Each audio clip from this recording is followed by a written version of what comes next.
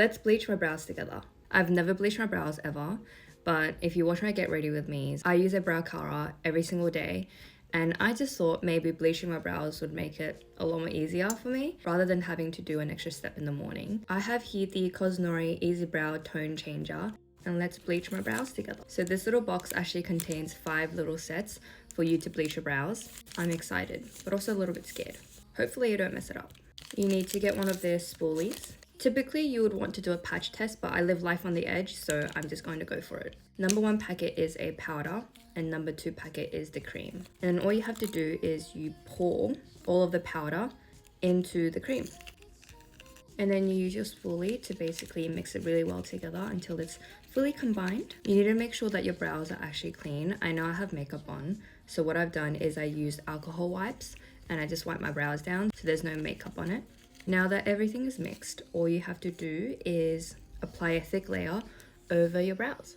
You want to make sure that you do apply a thick coat, but just make sure you use the brush to evenly spread out everything so you don't get weird patches. What I've done is I've brushed my hairs out first to make sure everything is coated, and then I added a thicker layer on top, and I just kept brushing it until I felt like everything was covered with the product. And all you have to do is wait 2 to 3 minutes, but it also depends on how light you want your eyebrows to become. So in maybe like 2 to 3 minutes, I'm going to wipe off just the tip, see how it goes, and I'll adjust the time depending on that. Okay, so it's been around 2.5 minutes to 3.